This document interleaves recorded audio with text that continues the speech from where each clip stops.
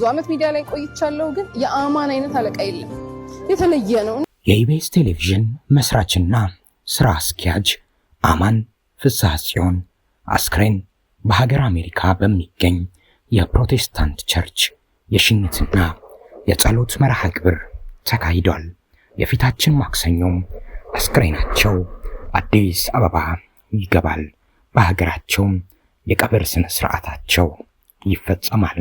ስለ አቶ አማን እንዲህም ያለ ሰው አለ የሚያስብሉ ድንቅ ተግባራት ከያቅጣጫው መሰማት ጀምረዋል።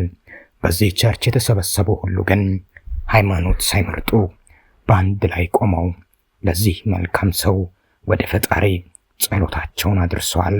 ቡራኪያቸውንም ሰጥተዋል። የዘላለም እረፍት እንዲሰጠው ፈጣሪያቸውን ለምነዋል። በአሜሪካ አሉ የሚባሉ ታዋቂ ሰዎች፣ የቀድሞ የኢቢኤስ ጋዜጠኞችን ጨምሮ አርቲስቶች የቀረ ማንም የለም። የኛ ሃይማኖት ይህ አይደለም ብሎ ወደ ውስጥ ዘልጎ ከጸሎት ያልተካፈለም አንዳችም ሰው አልነበረም። አቶ አማን በምድር ላይ የሰሩት መልካም ስራ በተለይም በገሃድ ፍቅራቸውን አሳይቶላቸዋል። ሰውየውማ በህይወት እያሉ እዩኝ እዩኝ የማይሉ በግልጽ የሚከፍሉ ጎምቱ ሰው ነበሩ። መጋቢት 2 2009 ኮልፌ ቆሼ ተደርምሶ ከ130 በላይ ሰዎች ህይወት አለፈ። አቶ አማን የዛን ቀን ከአሜሪካ አዲስ አበባ የገቡበት ቀን ነበር። በወቅቱ የሀገሩ ዜና አስተባባሪው አንድ ሪፖርተር ወደ ስፍራው እንደላከ ለአቶ አማን ነገራቸው። አቶ አማን ፊታቸው ላይ የነበረው ክብደትና ስብራት ግን ለዚህ ሰው በግልጽ ይታየው ነበር። ስለሆነም ከአንድ ሰው ይልቅ ሙሉ የዜና ዲፓርትመንቱ ወደ ስፍራው ሄዶ በስፍራው ሽፋን እንዲሰጥ አደረጉ። በርካታ ሽፋን ተሰራ። ተጎጂዎች በሚገባቸው መልኩ ተካሱ። በስብሰባው መጨረሻ በደከመና በለሰለሰ ድምፅ አቶ አማን እንዲህ አሏቸው ለተሰብሳቢዎቹ፣ አይነት ሞትም ለማንም አይገባም። ሁላችንም ከዚህ ህይወት አንድ ስንዝር ብቻ ነው የምንርቀው። ሰውየው ያሉት ከልባቸው ነበር፣ እውነትም ነበር። የአቶ አማን ማንነት እንዲህ ነው። አዛኝ ግን ብርቱ ሰው። የውስጥ ህመማቸውን በፊታቸው ላይ አያሳዩም። ረጋ ያሉ አንደበቶቻቸው በሞቀ ፈገግታቸው ይሸፈኑ ነበር።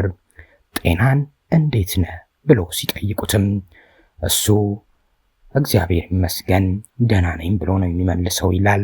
የቀድሞ የአቶ አማን ባልደረባ ጤናህን እንዴት ነው አልኩት። እሱ አለቃዬ ብቻ አልነበረም ሮል ሞዴልም ነበር ይላል። የኢቢኤሱ ጋዜጠኛ አረማመዱን፣ አነጋገሩን፣ እርጋታውን የኮረጀው ከአቶ አማን እንደሆነም ይናገራል። ደህና ነኝ እግዚአብሔር አለኝ አለ።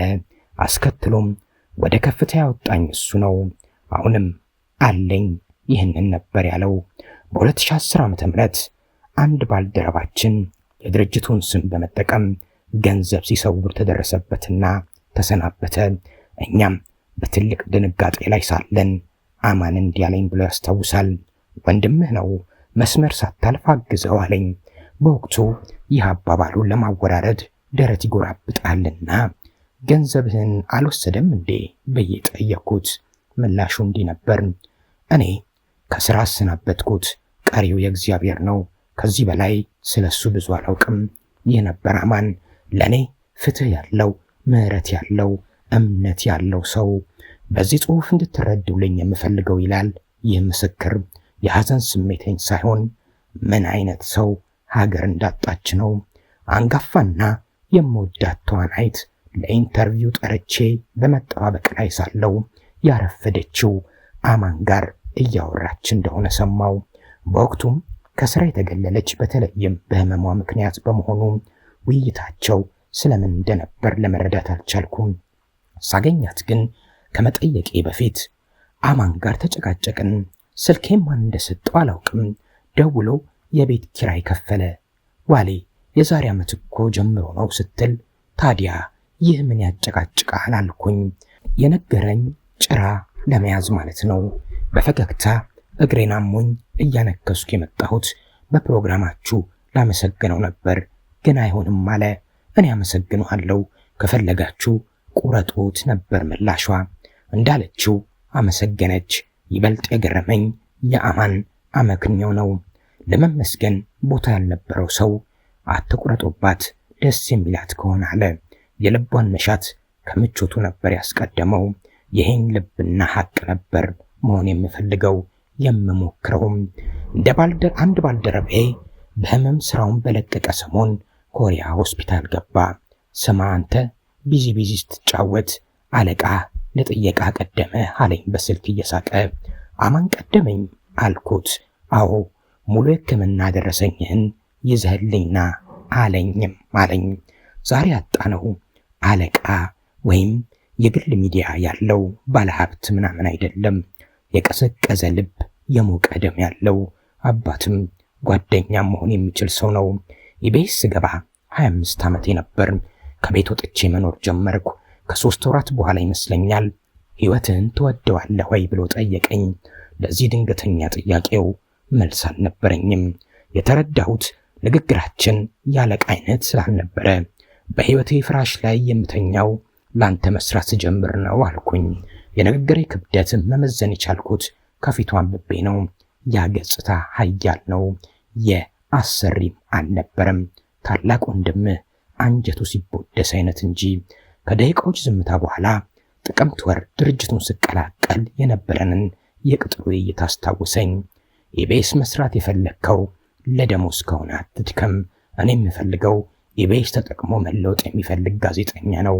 ለራስህ ብለህ ከሰራ ኢቢኤስን ትቀይራለህ የነበር ስምምነታችን። ደሞዜም በቀጣይ ወር ተስተካከለ። እኔም ራዕይ የሚባለውን ትምህርት አገኘው። ብዙ ውይይቶችን አለማወቄን ያሳዩኛል። አማን የሐሳብ ባህር ሆኖ ምንም እንዳልገባው ሰው ነው ሲደብተኝ ሰበብ ፈልጌ የማውራው። ካርታ ጠቋሚ አይነት። በአሜሪካ ኑሮዬ ቶሎ ብለህ ወደ ሙያ ተመለስ የሚል መካሪ ነው። ከወራት በፊት በአዲስ አበባ በአካል መምህር ነህ ስለው ፊቱ ላይ የነበረው ፈገግታ ከህሊናዬ ተቀምጧል። እንደ ሙያ ልጅነታችን ከለጋሲው ጋር እንኖራለን። አማን ግን ለኢትዮጵያ እንደ ተራ አንድ ሰው እንደ አንድ ሚዲያ ባለቤትና ስራ አስኪያጅ ብቻ አልነበረም። አማን ደግ አባት፣ ጓደኛ፣ መካሪ፣ ሁሉም ነገር ነበር። ይህንን ደግሞ እያሳየ እንጂ የኖረው እያወራ አልነበረም። ሙሉ የኢቢኤስ ቴሌቪዥን ሰራተኞች ለዚህ ምስክር ናቸው። አሁን ያሉትም ኢቢኤስን ለቀው የወጡትም በአማን ላይ አንድም ቅራኔ የላቸውም። እሱ ለሁሉም በጎ ሰው ነበር ሲል ይህንን የአቶ አማንን መልካም ምግባር ያስታውሳል።